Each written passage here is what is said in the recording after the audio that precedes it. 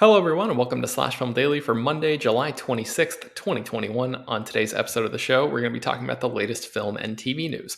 My name is Ben Pearson. I'm a senior writer at slashfilm.com, and I am joined on today's episode by Slash Film senior writer and weekend editor, Brad Oman. Hey, that's me.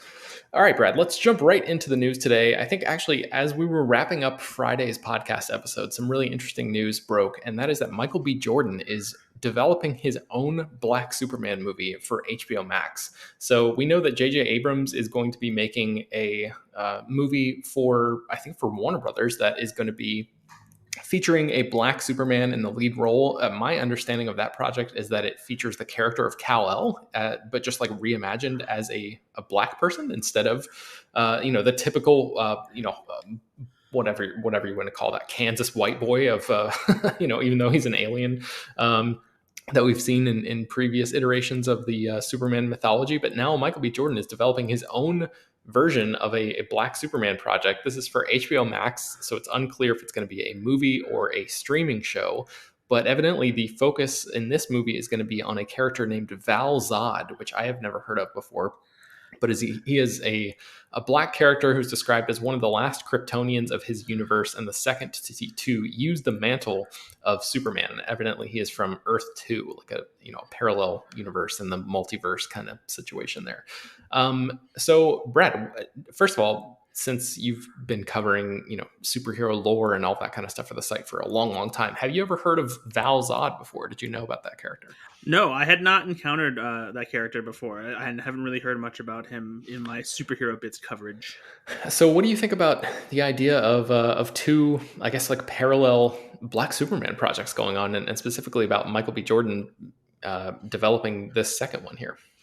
It's interesting because I feel like one offers an entirely different spin on Clark Kent and Superman as a character, because obviously what defines that character will come from his experience on Earth, and the experience of a Black child becoming a Black man is much different than a young white boy becoming a white man in America. Mm-hmm. And I think that there's an interesting version of Superman there, and it feels like the one that Michael B. Jordan is doing is a Superman that's meant to kind of stand on its own and not be trapped in the typical traits that have come to define Clark Kent and Superman. So rather than giving us just a Black version of the character that we know, it's an entirely different character that we've never seen before. It won't just be essentially race swapping that character. So Right. I think both of them have an intriguing appeal. I think that I'm probably more interested in seeing a completely different version of a Superman that's not Clark Kent or Kal-El. Mm-hmm. And part of me wonders if maybe that's something like that, if that happens to take off before the movie version, then maybe that should be the one that like there's a focus on. But like at the same time, I find myself thinking, why shouldn't there be a Black version of the Superman that we all know and love? Like, why not give that property and that character a spin like that, in the same way that I mentioned. But like, J.J. Abrams has been attached to Superman projects before and they haven't gone anywhere. Right. So, it remains to be seen if this is something that will actually move forward. But yeah, I think they both hold intriguing possibilities for the character. Yeah, the case that I've seen made for this Val Zod storyline, as opposed to the J.J. Abrams version, the Black version of Kal-El, is that, like you mentioned, like Val Zod is a totally different character with his own traits and everything. So it's sort of, I guess, in theory, it will feel less like you're sort of meeting the project halfway, like you're doing it as a watered down version, or like forced to, like you said, sort of live within these boundaries, these established boundaries for this character that people have grown up with. And like the idea of introducing a character who exists in comics but is new to a lot of viewers gives you the opportunity to really treat that character with the same amount of respect that a character like Kal-El has been treated, over the years. So I guess that would be like maybe part of the case for why a Val Zod movie would be, I don't know, at least more interesting perhaps on the page than a Kal-El film. So yeah, we'll have to see how this goes. I'm certainly intrigued. And Michael B. Jordan, of course, has been like mentioned as one of the people who could potentially star in J.J. Abrams' movie for years and years, and then he ended up basically saying like, "Oh, I'm not going to do that." And then now this news breaks where he's just developing his own thing. So, yeah, I'm curious to see like which of these projects is actually going to come out first, and like what the scope of Michael B. Jordan's one is, and all that. So, all right. So, talking about superheroes, let's go into another superhero-related story here, and that is that James Gunn has a potential Marvel and DC crossover that he kind of like has in the back of his mind. Brad, what's going on there?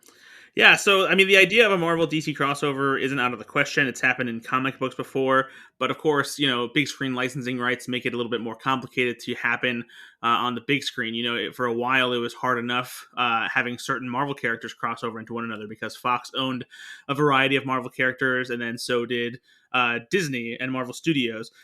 So James Gunn, now has his toe in both the Marvel world and the DC world since he's the director of the Guardians of the Galaxy franchise and now this new Suicide Squad movie. And because of that, apparently he's talked with DC and Marvel people about this idea he has to do some kind of crossover with Harley Quinn and Groot, of all characters. It's nothing that's like, in the works or like actively in development or anything like that. But it's something that he's thought of before, and he has talked to people at Marvel and DC about it. And he says, the both parties are open to these ideas, but whether or not it's something that can logistically happen, based on rights and working out how a box office deal and distribution deal and that kind of thing would work out between Disney and Warner Brothers. That's what makes it a lot more complicated. But they're two characters that could be a lot of fun together. Harley has kind of the same madcap energy that someone like Rocket Raccoon has, where she's kind of playfully villainous in a way, and Rocket Raccoon is kind of villainously heroic, I guess you could say. He's very, very mischievous. And so teaming Harley Quinn with Groot, kind of makes sense. Groot would basically, be her big, tall sidekick, essentially. And it's not hard to imagine them having some weird adventures together. I was thinking it would be Baby Groot for some reason, but I think you're probably right. That makes more sense, I guess, for a larger version of Groot. But that's an interesting take as well, actually. Harley Quinn walking around with little Baby Groot is also pretty interesting. Yeah. Well, I mean, like, do you think, like you said, that the corporate hurdles that that James Gunn would have to overcome to get this actually realized seem maybe insurmountable? But do you think that there's a chance that something like this could actually happen? Yeah, I don't think it's out of the realm of possibility. I mean, you look at what happened between Sony and Marvel when Sony, they hold the rights to Spider-Man and a bunch of characters tied to the Marvel comics involving him. And they were able to create a deal with Marvel Studios to share Spider-Man so that he could join the Marvel Cinematic Universe and give us, these big crossovers that fans have been wanting for a long time. So I don't think it's impossible for a deal to be worked out somehow. I think that it would take a lot of time and concessions on the parts of executives and probably the creatives by association. But I mean, considering DC's box office success hasn't been as strong as Marvel's has, maybe they'd be interested in doing that because they know that it'll be something that would help their bottom line and might give them a little bit of a boost with both DC and Marvel fans. But like the other hurdle, I guess you have, and that this is something that could be surmountable, at least in the near future, is that Marvel's movies all connect to each other. There's narrative connections between all of them in the Marvel Cinematic Universe, and so if you suddenly have Groot hanging out with Harley Quinn, then does that mean Harley Quinn and the rest of the DC characters she's associated with are now part of the Marvel Cinematic Universe? Mm-hmm. That's something that's explained now with the idea of the multiverse being introduced in Loki and having major ramifications on the rest of the MCU. So this could easily be a story that takes place in one of those alternate timelines. But again, it really is all about the business side of this deal and how that could be worked out and if it can be worked out. Yeah, and it seems like James Gunn has mentioned this specifically to Margot Robbie as well. He said, "I've discussed this extensively with Margot Robbie, and I think Harley and Groot would have fabulous adventures together." That was in a tweet from February of last year. So this is something that he really has been thinking about for a little bit now. So, I mean, yeah, it's kind of an intriguing possibility. I think it's almost more intriguing.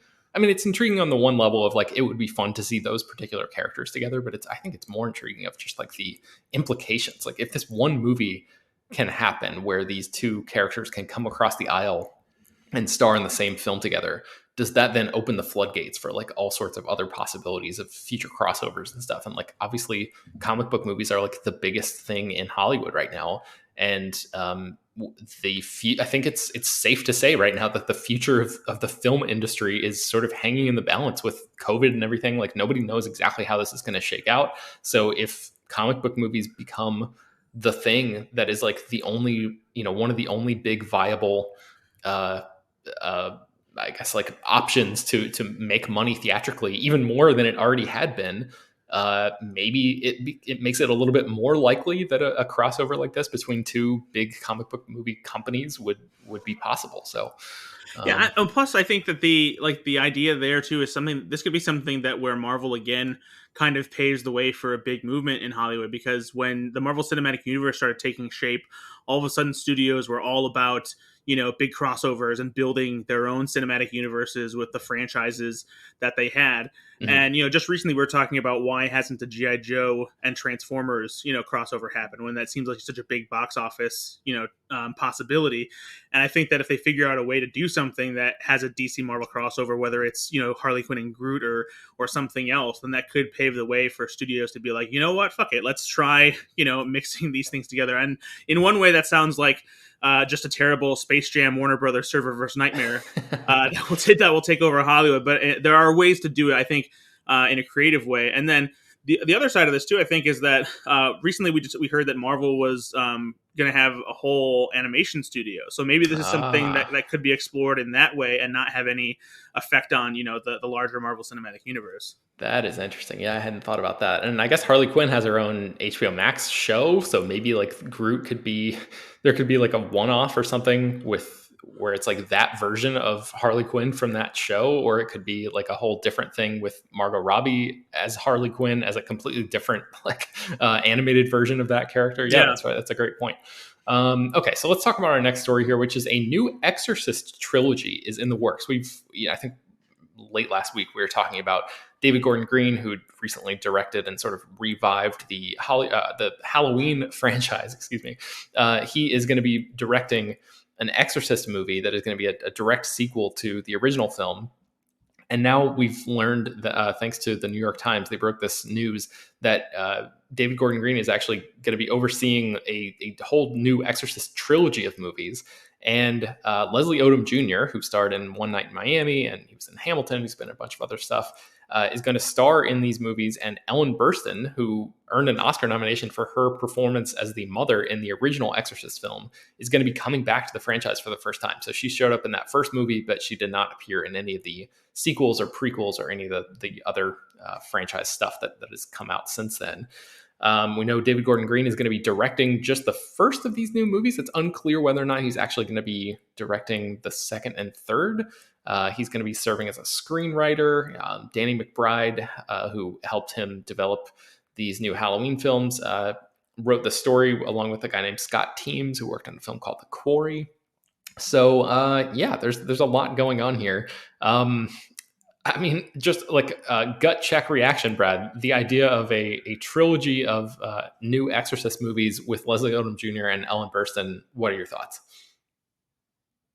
$400 million sounds like a lot of money to spend on 3 movies for a film franchise that hasn't really been a viable box office draw for decades now. Yeah, that's a great point. I did not mention that. Yeah, 400 million, or like right around there. I think the Netflix deal for the Knives Out 2 and Knives Out 3 was somewhere in the realm of like 450 million, and this is going to be around there for 3 movies. So that is a lot of money. But I mean, on one hand, like, sure, yeah, go for it. Like, good for everybody involved. Like, yeah, paid, way to get your paychecks. I just don't know. Like, I mean, I will, concede that I have not, been super involved with the Exorcist franchise, but, since the sequels aren't really movies that you hear much about, in the same breath as the original movie, and not a lot of people are like stamping their feet, being like, "Where's the new Exorcist movies?" Yeah. I don't know. So the original is obviously a classic. It made waves in horror, and it kind of changed the genre, and ushered in a whole new era for scary movies, and it was a big deal at the time. But horror has changed so much, and I just wonder what you do with The Exorcist that makes it so that it doesn't just feel like every other exorcism movie that's out there. Because even in modern horror, all exorcism movies are chasing the exorcist. They're just allowed to be more graphic and scary because we're in a completely different era where people aren't as scared and conservative about devil cults and demons and all that stuff. So I just don't know what's going to be so special about these three movies that is going to be worth this much money. Right. Yeah, and so I should say some of the plot details have come out about this. So Leslie Odom Jr. is going to be playing the father of a possessed child. Desperate for help, he tracks down Ellen Burstyn's character from the first movie, and Pazuzu, who is the demonic entity who possessed Linda Blair's character in the first film, is quote unquote not thrilled to see Ellen Burstyn's character again. So we have some questions about that, like, this woman, first of all, for the record, Brad, I've only seen the first Exorcist as well, so I am not deeply engaged in Exorcist lore. But my memory of that first movie is that Ellen Burstyn's character is basically just I think her character is an actress, and she is a mother to this young girl, and the young girl becomes possessed, and Ellen Burstyn just plays this sort of frantic mother who does whatever she can to help her daughter out. It's not like she has some sort of connection to the supernatural on her own, or was part and parcel of actually expelling this demon from her daughter. She just gets the clergy involved, and these priests come and perform an exorcism as in the big set piece of the movie. So why this demon would be not thrilled to see what is essentially just a random woman, I have some questions about that.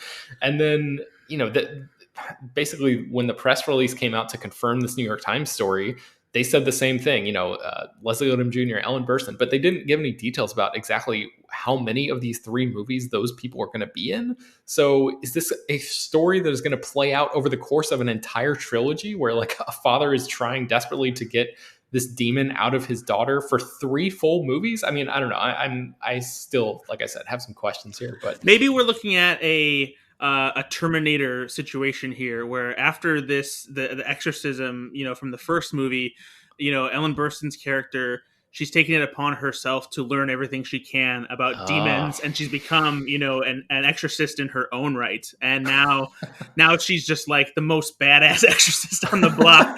And so Pazuzu's oh, fuck. I would love that if we're introduced to Ellen Burstyn. I have no idea how old the actual Ellen Burstyn is in real life, but if we get an introduction to her in this new movie where she's just doing pull-ups for no reason, that would be unreal. I would love that. Okay, so yeah, maybe some of these questions will be answered soon. But in the meantime, let's talk about our final story of the day, which involves a live-action series in the works at Netflix based on a pretty popular property. Brad, tell me about that one. Yes, Pokemon is still big. People still love catching all these little pocket monsters. And there's been plenty of animated projects tied to Pokemon over the years, tons of different series, movies, and whatnot. And Netflix is now finally in the process of creating a live-action Pokemon series that will be coming from Joe Henderson, who's the co-showrunner and executive producer of Lucifer, which is finishing up on Netflix pretty soon. And he's also been working on an adaptation of the comic Shadecraft for Netflix as well. So he'll be turning Pokemon into some kind of live-action series. We don't know specifically what part of the Pokemon universe they'll be focusing on, if this will feature the staple main characters from the original iteration of Pokemon, like Ash Ketchum and Pikachu, or if it will dig more into the other sequels of the games and movies and whatnot that have followed. But the idea of a live-action Pokemon series is something that fans have wanted for a long time. So much that there have been countless, fan films and fan trailers imagining what it might look like if there was a live-action, even gritty version of Pokemon that came to the big screen in some form. So I'm sure Netflix is going to throw a bunch of money at this. They've been throwing a lot of money at anime in general, even animated projects that aren't technically anime that they're calling anime. They've been all about that. So this is an interesting approach for them. And you have to imagine this is probably the beginning of, an even larger effort on their part to do something with Pokemon. I guess they've snatched up several animated projects that are part of their streaming library right now, and so this could just be, the beginning of a whole new wave of Pokemon projects for them. So we were talking before we started recording, Brad, about our relationships with Pokemon, and I sort of like missed the entire phenomenon in the what 90s and early 2000s. I just sort of like missed the entire thing. I have not seen Detective Pikachu. I'm just like completely ignorant when it comes to all things Pokemon. But you, I remember you talking on this podcast before about playing. You got really obsessed with playing Pokemon Go for a while, and I know you've seen Detective Pikachu. So by that metric, you are the expert of this particular episode of this podcast. So what do you think about this? The idea of this live action show, like you mentioned, those fan films that have been percolating for years and years. Do you think that this is something that is actually going to be, I don't know, like creatively successful from the guy who runs Lucifer? I mean, it likely depends on, once we finally see the trailer. It's something that fans will be curious about, but man, Pokemon fans are diehard, so like they're going to be expecting a lot from this, so it'll be an uphill battle.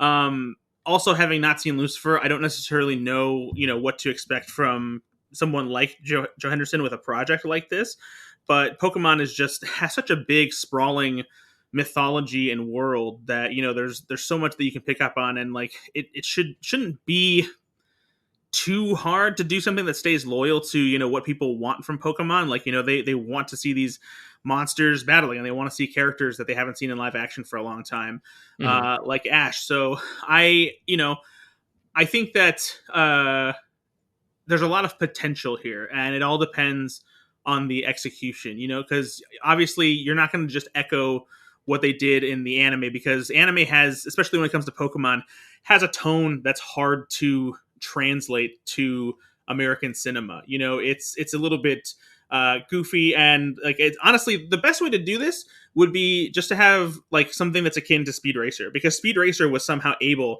to take the silly, stylish side of that original anime and turn it into this visual feast of a wild, vibrant blockbuster. I love Speed Racer, and so if Henderson was able to do something like that, that would be awesome. But I have a feeling that this will be something a little more subdued, and something that's probably a little more, I don't want to say grounded, because the idea of having monsters fight that you keep in tiny balls and competing in tournaments across the world isn't necessarily grounded. But I feel like it'll be something that's made to have it feel like it's a lived-in world, as opposed to this like heightened cartoon universe. Yeah, I think the point you made earlier is a good one though, about like if Netflix is really using this as potentially a a testing the waters kind of situation. They probably paid a decent amount of money to get the rights to make a show like this. So it would make sense that they would want to go even more all in on making Pokemon stuff. So maybe they are going to take some creative risks and actually pump a ton of money into this thing, because I mean, we've seen how much money Netflix has to throw around. So yeah, I mean, I think I would love the idea of them taking that Speed Racer approach.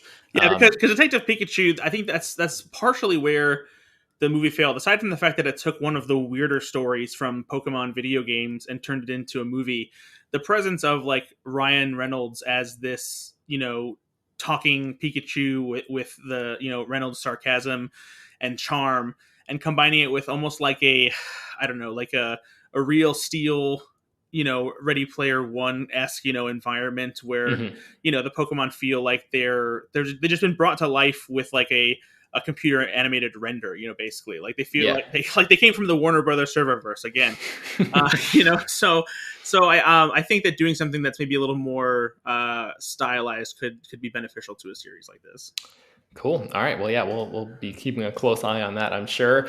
And that's going to bring us to the end of today's episode of Slash Film Daily. You can find more about all the stories that we mentioned on today's show at slashfilm.com and linked inside the show notes for this episode. Slash Film Daily is published every weekday, bringing you the most exciting news from the world of movies and TV, as well as deeper dives into the great features you can find on the site. You can subscribe to the show on Apple, Google, Overcast, Spotify, all of the popular podcast apps, and send your feedback, questions, comments, and concerns to us at peter@slashfilm.com. Make sure to leave your name and general geographic location in case we mention your email on the air. Don't forget to rate and review the show on Apple Podcasts. Tell your friends, spread the word. Thank you all for listening, and we will talk to you tomorrow.